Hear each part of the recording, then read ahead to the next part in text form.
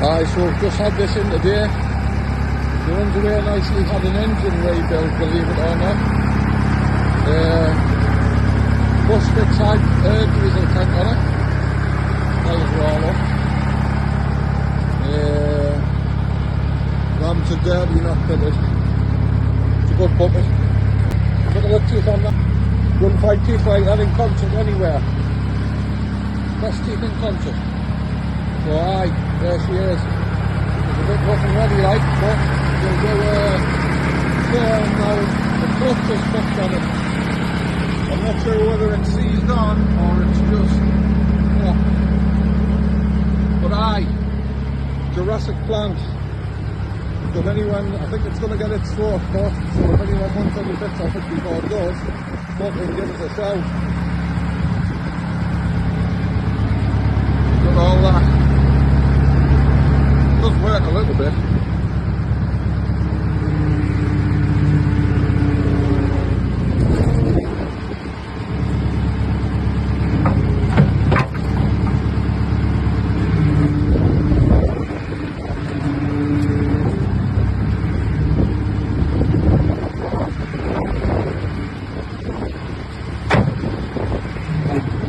Or if anyone has a notion, want to do a bit with it, come on, give us a shout. There you are.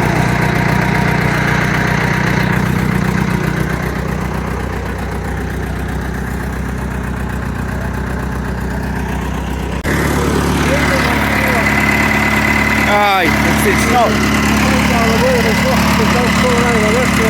Aye. Got some lift on the front, like.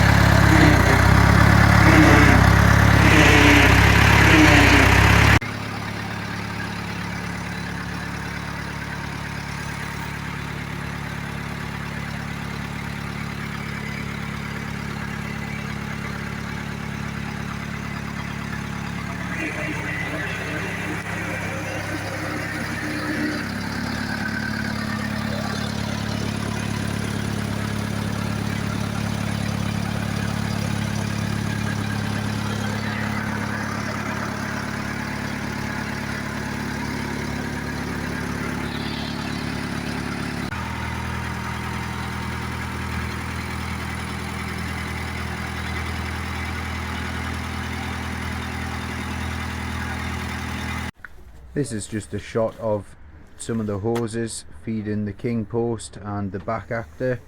As you can see, a lot of these are split and will need replacing before any work can be done with this machine.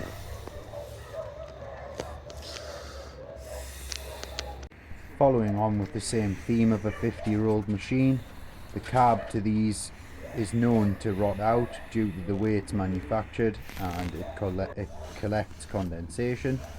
But looking at the valve block, quite a few of those hoses do look like they may have been replaced, and the cab itself is in pretty good order as it's such heavy gauge steel. So after giving this machine a quick look over and seeing it run, we made the deal and arranged for delivery in the following weekend, and we saved this machine from the torch. At this point, with the back wheels just to say off the back of the wagon, the oil reservoir tank obviously was extremely low, as the back actor would not really operate or extend any further, and with the clutch being seized on this machine, we couldn't start it up on the wagon and safely back it off, so we're just using the winch to lower it off the ramps. That back right leg needs to come right up. We bought this machine knowing that the clutch was in fact seized, so to get the machine to move under its own power, we started it on the roadside in gear and trundled it into the field, and at this point the steering isn't really working, so I used the pull cord to stop it and knock it out of the gear. So with the steering being pretty much non-existent, I've used the front end loader to lift the weight off the front end, and then the steering does sporadically work just enough to get the wheels pointing where you want them, and then you can lower the front end back down onto the wheels.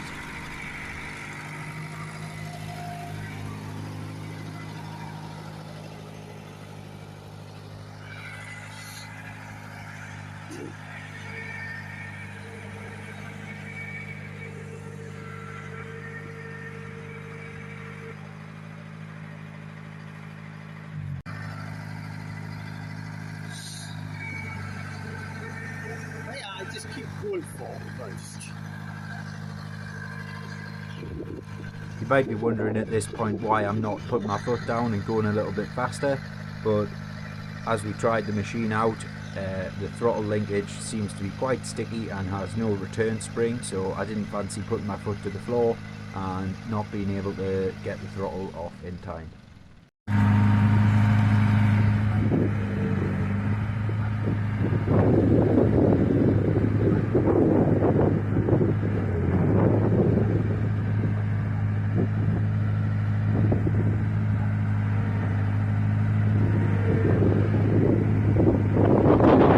Some serious concentration on that face.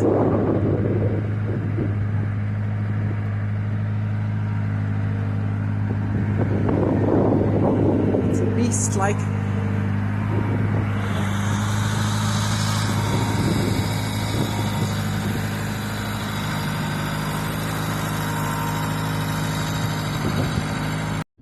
So here we have it. This is the machine as she stands. She's definitely an old workhorse. She's put some hours in through her life, and it's safe to say it's going to take a bit of work to get her up and running again. All the pins and bushes are certainly quite worn, and the hydraulic system needs a full clean out as it just does not operate how it should. So first job on this JCB3 is to drop the hydraulic oil, and as you can see, when you loosen this drain plug here, the oil is absolutely milky as out and highly contaminated with water and God knows what else. So I'm just going to let this dribble. Once it stops dribbling, then I know that the majority of what's in that filter body is out the filter and in the tub, and then I'm not lifting as much oil weight, and I can lower the entire cartridge down into a clean tub and see what we've got lurking within this oil system. As at the moment the steering is pretty much non-operational. I can manually move this ram back and forth, which in my head he shouldn't be able to push a hydraulic ram back and forth at all, and it just doesn't respond. There's also a bit of oil seeping out in the cab here, just underneath where the steering mechanism is, and dripping down onto the gear stick. So that's a good indication that there is a blown pipe or a damaged seal on the steering housing. So before we want to get this machine running and driving, we need to know that it will steer and stop safely. So this is my first sort of plan of attack. Just let this oil drain out. See if we can just do it another 2 turns, let it come a bit faster there. And you can really see this is well due a change. There is actually a date on the side of the filter there, and as I read that, it's the 23rd of the 8th, 03, so that's a few years ago. So we'll come back when this is all drained out. So we've got the oil now dropped from the filter housing, and as you can see, this filter is definitely past its best, as the fins have actually deteriorated and split around the top side here. Drop my phone in the bloody aisle. As you can see, that filter certainly won't have been filtering very much anymore, so it's no surprise the hydraulics aren't operating how they should. Right, let's see, I think there's a little washer on the bottom of here. That's pretty solid. Let's just see what happens if we give that a bit of a turn, anything. There we go. That's a non-existent filter, if I've ever seen one. Right, let's chuck that to the side. Right, so that's the filter out. That's the first step. Great.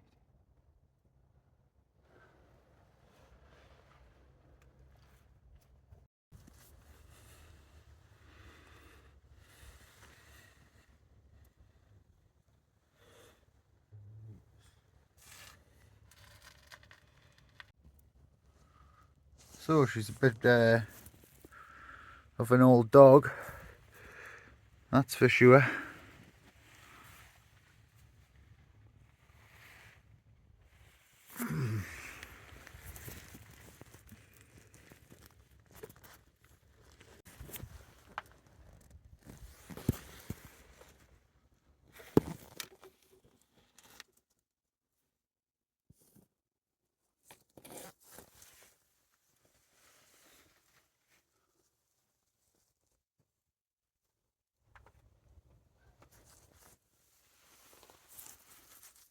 So I'm just set up now, looking at the sump plate for the hydraulic oil tank that is built into the frame of this machine. And first off, I'm going to back off the drain plug and drain whatever oil is left in this tank. I don't believe there's going to be any more than a quarter of a tank at all.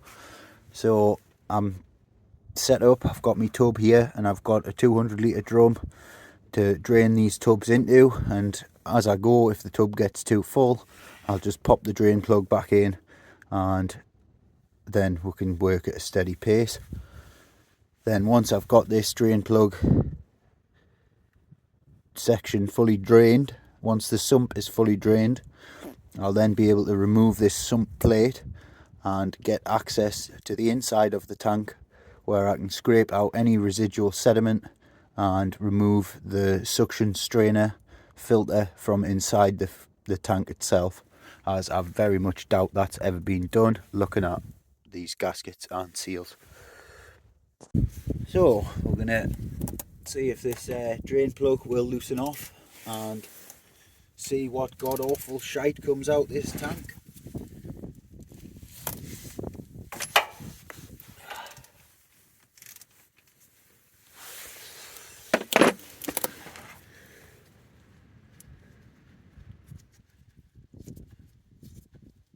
Try not to lose the seal washer,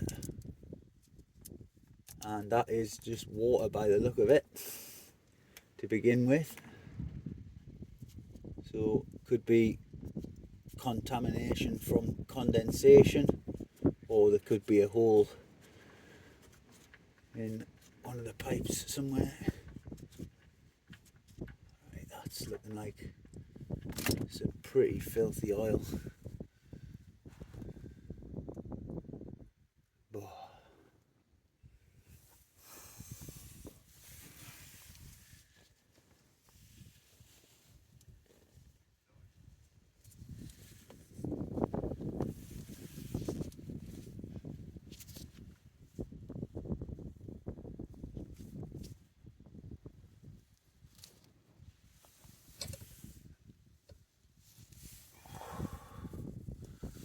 Well, it's still coming pretty steady, that. I think we'll get about 3/4 full and put the plug back in.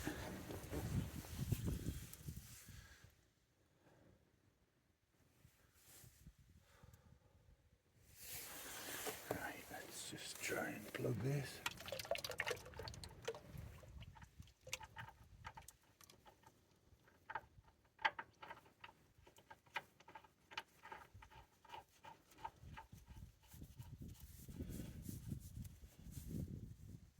So we'll go and drain this tub and go again.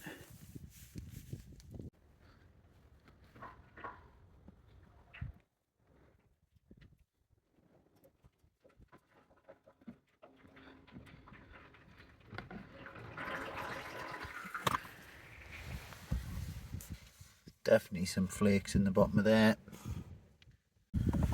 So as you can see here, there's quite a lot of rust and sediment coming out of this fuel oil tank, and I'm really pleased to see this coming out. And no doubt once we get this oil drained and drop this sump plate, there'll be quite a lot more sitting on the sump, and it'll give us a chance to get in as far as we can with a scraper and scrape the insides of the tank out. So I'm really pleased to be getting this job done. Right, so we'll go for tub number 2 from the tank. Make sure not to drop the drain plug.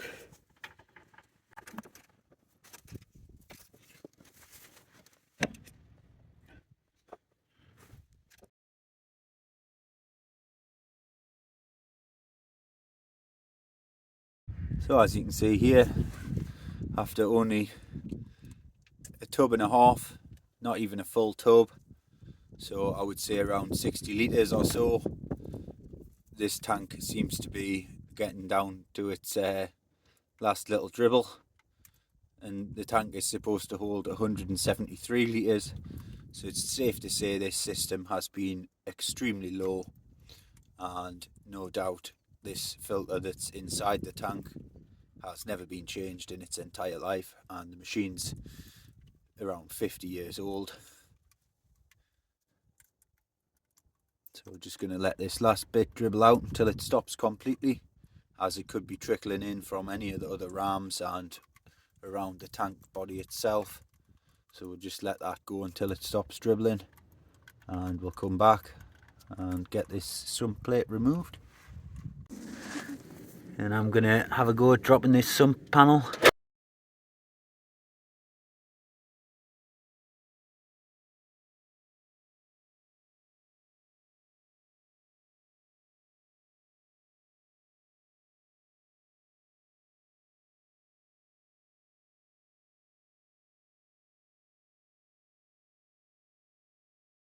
So with all these bolts now loosened off, I can leave two just on a couple of turns and get the pry bar in and break this gasket and get this sump plate removed and see what comes out, as there may still be a little bit of oil trapped behind the plate, and I'm expecting quite a lot of sediment and crap in the bottom as well. So let's have a go at prying off this sump plate, see if we can get some pry bars behind this gasket material.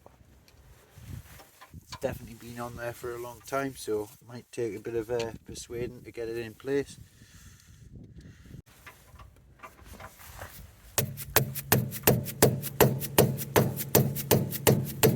There we go, we've got some movement. That's what we want to see. Just a little trickle, and we'll let that just do its thing until it stops before we go any further. Again, I've left two nuts on the studs just to catch the plate so it can't actually drop into the oil drum here. Just see if we can open her a little bit more. Very gently, just trying to separate that gasket from the tank.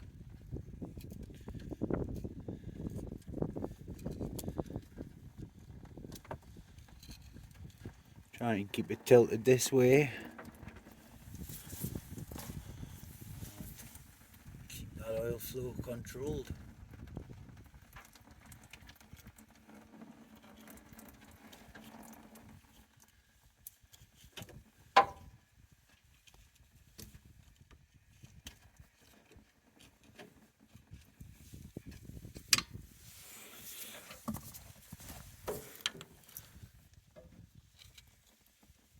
Well, that's starting to slow right down now.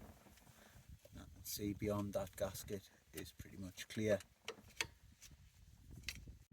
So we've got this sump pan off now, sump plate, and you can see up inside the tank there, you can see the through hole into the rest of the framework, and that looks to be like a pickup pipe, but it doesn't seem to have a strainer on the end. It just seems to have some holes drilled in the pipe. So I need to make sure that the end of that pipe isn't removable and supposed to be a filter, as it may just be a pipe like that that's supposed to be in there, as I was expecting there to be another filter element, but there may not be.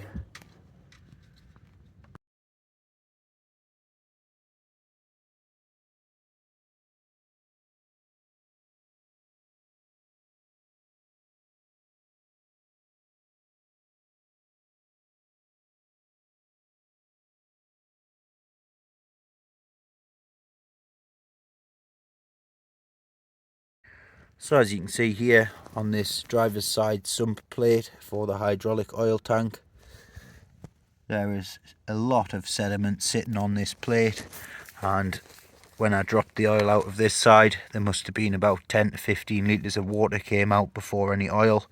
So it's safe to say this system has not been flushed or looked at properly in the past 10 to 30 years. So let's have a little look up inside this one. So there is a sump strainer filter in this side of the tank. So this is what we're hoping to find, as we need to get this removed to be able to find the part number and get a replacement. Don't want to go too far in there, as I've still got a full tub of oil sitting just beneath, so we'll get a better shot in a minute. So as you can see, that's a bit of a better shot here of the sump strainer filter, and that is held in place with a little stud that's welded to the side of the tank. So I'm hoping to back that stud off and allow enough movement side to side to drop that filter out of the tank body, and then hopefully pull a part number from that filter. So once you've got that nut wound back on the threaded stud, this filter should wiggle loose in the framework, and it gives you just enough space to put it just to say diagonal, and it should drop out through this gap here. And then that is the sump strainer for the inside of the hydraulic tank on a MK3 JCB3.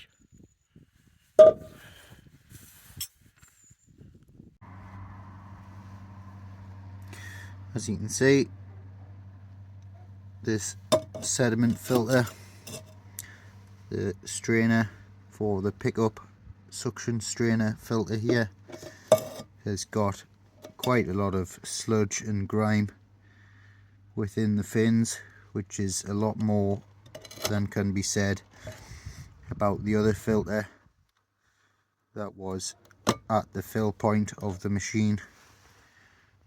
So I'm really pleased that this filter may have actually caught a lot of the residual bits of the other disintegrated filter and stopped it getting through the pump. And then that's the heater matrix setup. That is absolutely scrap, and I will certainly be replacing that if possible. If not, I'll get something very similar and make it work. Cavalry in, taking off the front panel. Huh?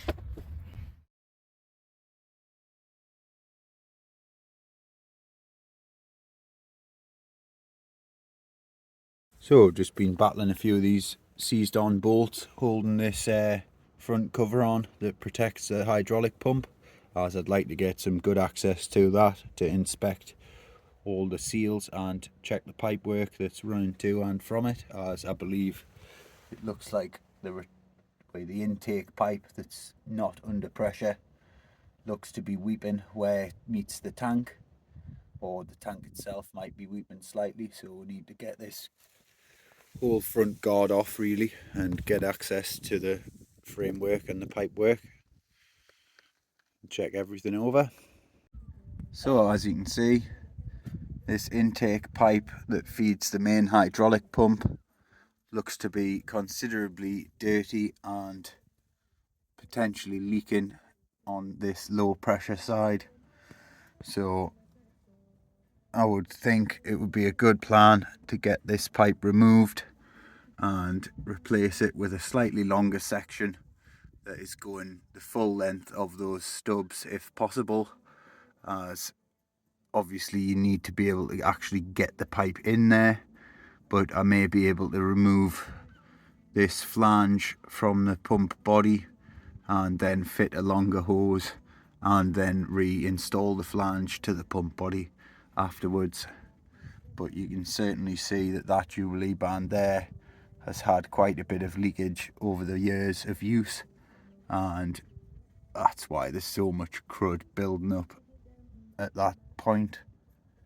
So this is the air filter here that I've just removed from the air filter housing, which is this cylinder here, and the pipework to this is all loose, missing Jubilee bands, and I believe that's a flow sensor to alert the driver when the filter gets clogged. Obviously that's not been operational for many years, but we've got the filter out now, and this is actually in better condition than the hydraulic filter, but it certainly is filthy.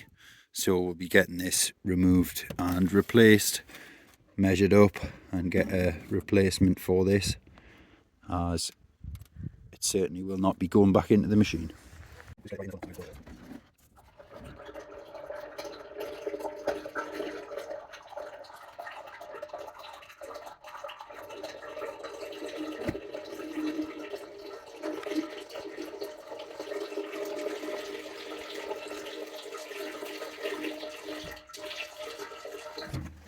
So as you can see, there's quite a lot of debris coming out of this tank, and there's what looks to be a few washers and rubber seals ended up in there over the time, as I didn't drop them in when I took the plates off, so God knows what's been lurking in this tank.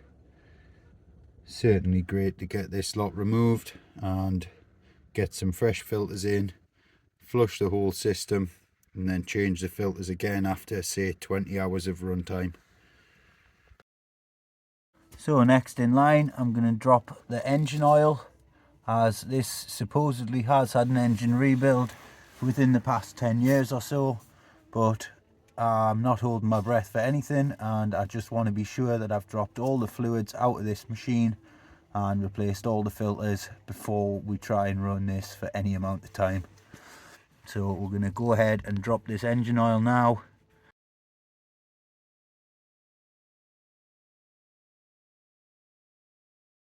So that's all the oil that came out of the engine there.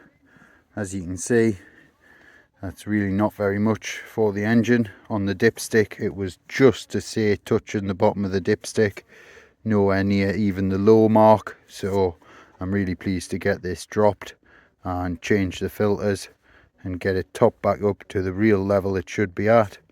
And then I'm going to drop the coolant, and then we can monitor the fluid levels and see if it's burning any oil or losing any coolant anywhere. But it certainly looks good. This oil is black and not milky, so that indicates that there's hopefully no damage to the head's gasket or anything like that internally for the oil and the coolant to be mixing.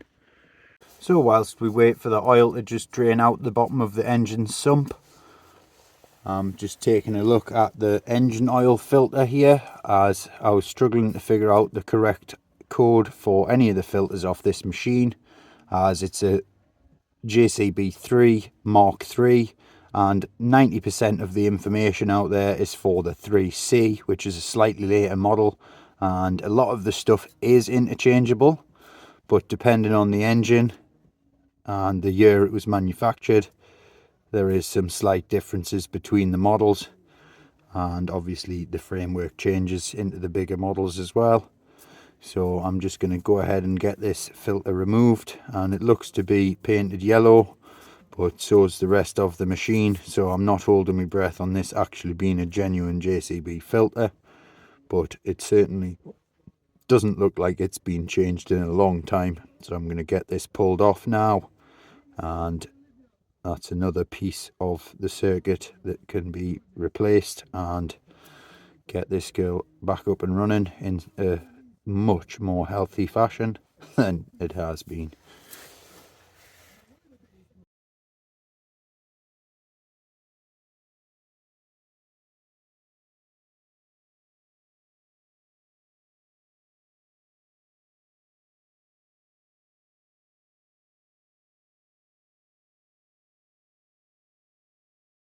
So as you can see here, I've got the filter housing removed, and there's what looks to be a bit of a gasket left there, so I'll get those bits pulled out. And for the moment I'm just going to have to cover over this filter port as I don't have the replacement filters yet and I don't want any water getting into here.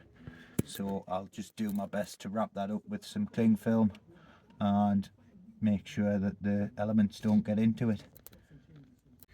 Little bit of water at the bottom of that radiator there. Not sure if that's just rain seeping in or if that's a possible leak in the radiator itself. So I'm just working under the base of the cab here, and as you can see, that square slot there is where the heater actually sits into the cab, and this is the heat exchange unit, and this is going to be the easiest way to get a low point in the coolant system and drain the system, and also take this whole unit off as it's obviously knackered, and get a replacement or try and make one up if I can't get a proper replacement part, as this should have a 12-volt fan behind it blowing hot air into the cab, which obviously would be nice on a winter's day, but at the moment it doesn't look like it's worked in the past 20 years.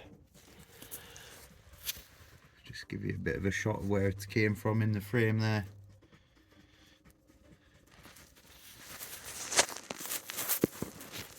And that was just held in place with 2 bolts, which needed someone in the cab with the rattle gun and me on the bottom side with the spanner to hold the nuts.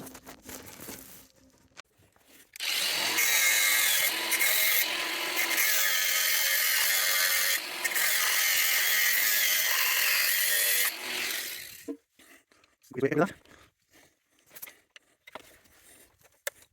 needs a little slit down the side.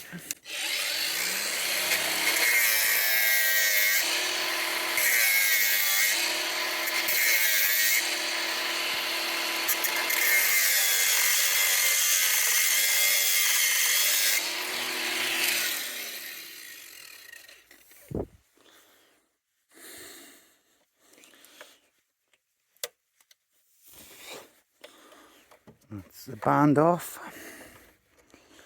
Get that out the way.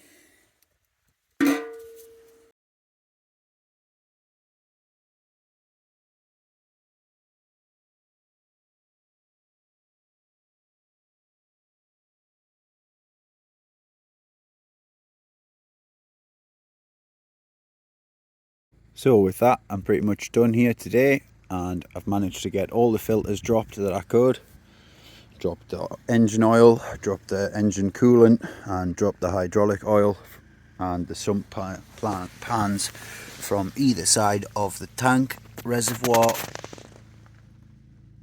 which has given me access to the sump strainer, which I really don't believe has ever been changed.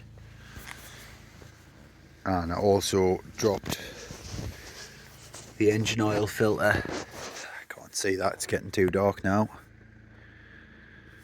But I'm going to call that a day here and leave this machine to sit for a couple of days while I source some parts, and we'll come back in the next video where hopefully we're getting some of this system put back, and we'll give you a proper walkthrough of the machine and its operation with some fresh fluid in the system, and run this machine for say 10 to 20 hours, and then once that's done I will change out the oil filters again.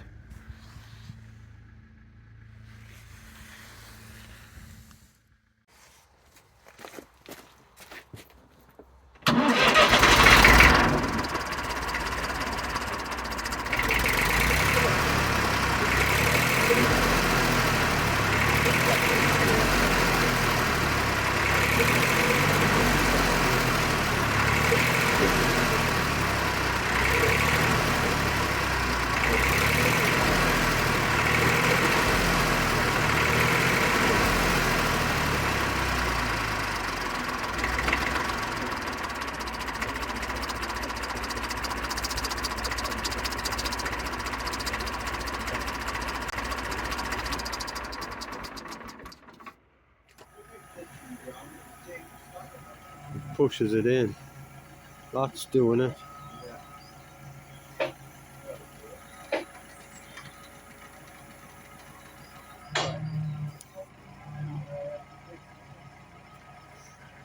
pressure in the pipes and it just needs released. I cannot slew it. There's something just popped there because it was standing the phone. So we've done it again. Managed to get another piece of equipment. My father really cannot be trusted on Facebook Marketplace.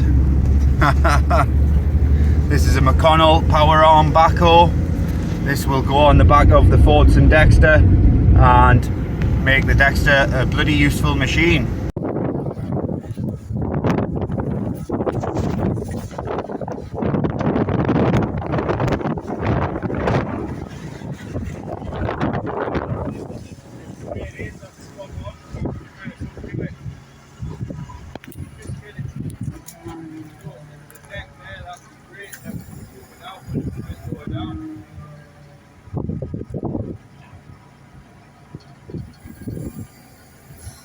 With the power arm safely unloaded, this is a good shot of how the machine was as we bought it, before we did any work to the machine. And as you can see, it's been sat for quite some time and it's got quite a bit of dirt on and it's ready for a good wash. Here I'm using a magnetic drill to add some 22mm holes at a slightly higher point where the frame isn't bent, as the original welded on category 2 pins will not be suitable for the Dexter, and as you can see the framework has been bent, so I wanted to have a nice square point to fix the new pins to. End up flipping the drill on instead of the magnet.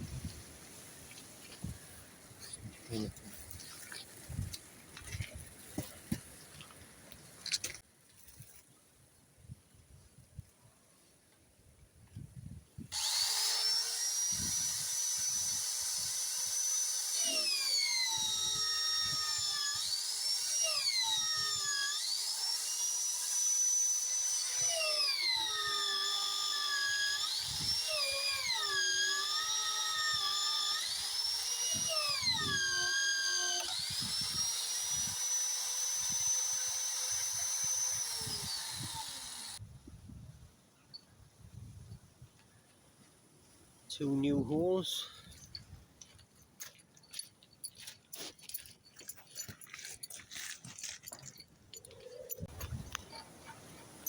It's going to need a washer on because that plate's not thick enough. It's certainly in quick enough. That's a bit tighter. It needs a whack. It's just the burr on the edge of the hole. But that needs a spacer or it's not going to tighten tight enough. See what I mean? Because these are meant to go through a thicker body. This is my first ever attempt at attaching any implements to the Dexter.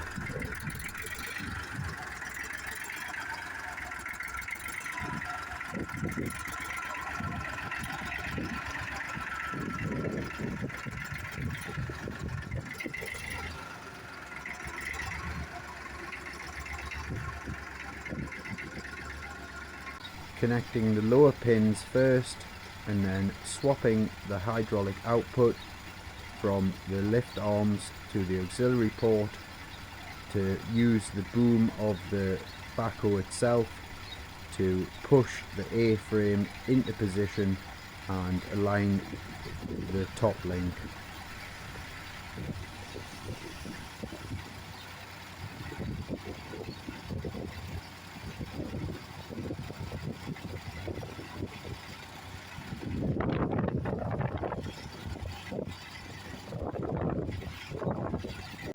So at this point we were using a standard top link bar which has a length of 28 inches, and as you can see when we get this connected up, the A-frame is actually tilted quite far back and not vertical as it should be, so we ended up having to cut this top link bar and extend it to an overall length of 38 inches, which allowed us to get the A-frame sitting in a much nicer position, as you may notice in a later video.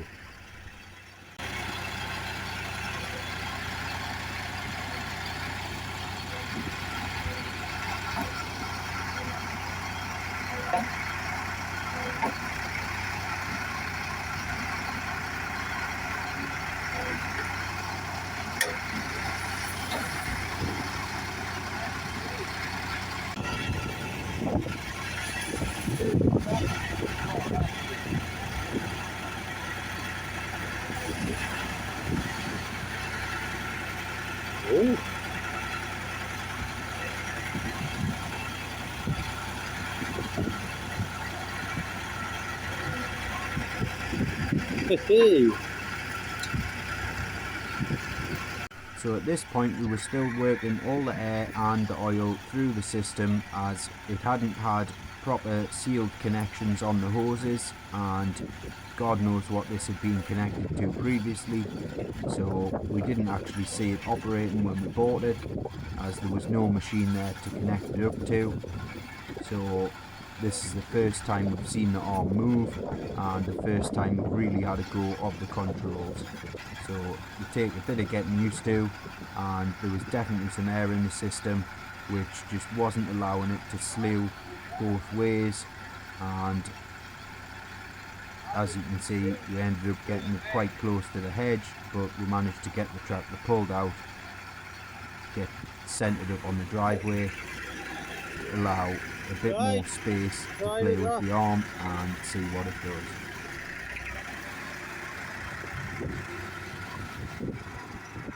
Put the legs down. I will when they go down without running.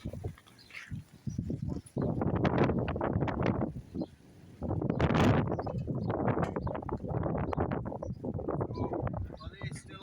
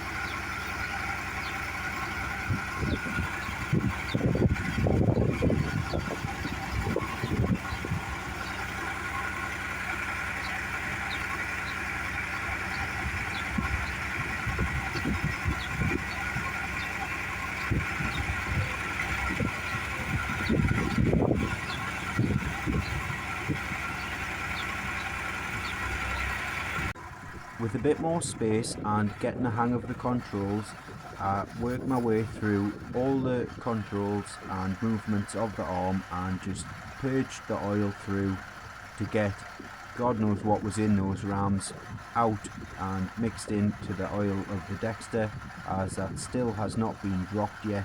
So I'm going to be able to clean the whole system out now, as the rams have been purged, and it's going to make for a good clean setup once I get that done. So with the power arm connected up and tested out, we parked it up for the evening and got set up ready for the next day when we give it a test and actually dig some earth with the bucket.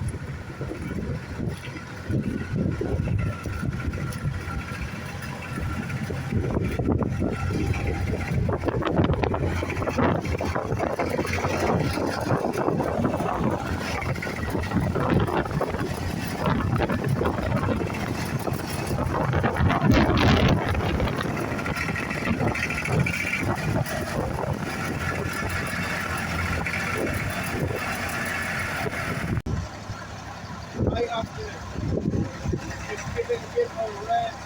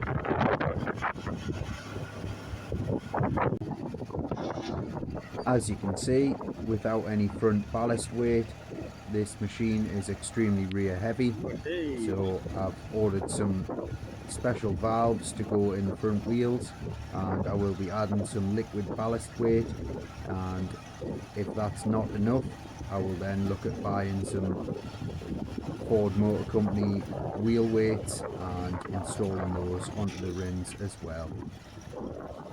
So once we got the machine over the hump and along the track there, it was time to set up and test out the bucket and cut some earth.